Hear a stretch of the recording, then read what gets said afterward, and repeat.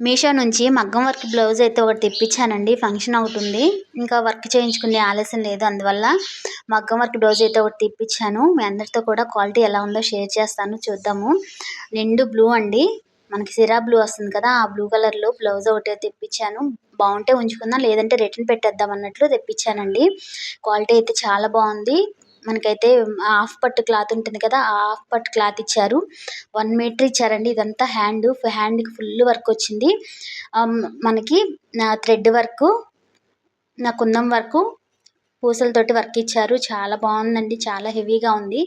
నాకైతే worth of money అనిపించిందండి. చాలా హెవీగా చాలా వచ్చిందనమాట.